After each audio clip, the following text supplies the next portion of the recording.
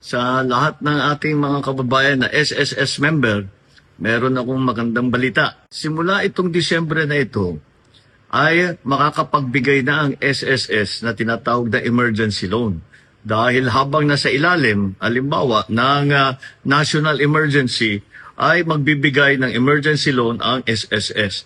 Ito ay isang pautang na ang bayad ay mababa lang, 7% lang. Bukod pa riyan, ay meron tinatawag na 6-month moratorium. Ibig sabihin, pagtanggap ninyo ng loan galing sa SSS, sa 6 na buwan, sa unang 6 na buwan, hindi kayo kailangan magbayad para sa loan amortization.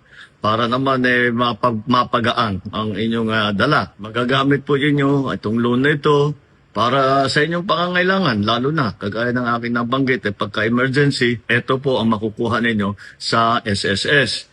At tuloy-tuloy naman po ang pakikipag-ugnayan ko sa SSS upang makahanap ng iba't iba pang paraan para magkaroon ng mas ligtas at makatarungan na alternatibo sa microloan at emergency loan. Maganda po ito kasi imbis na pupunta po kayo sa 5-6 at mapasubo sa malalim na utang, ay meron na kayo magagamit at ang babayaran lang ay 7% lamang.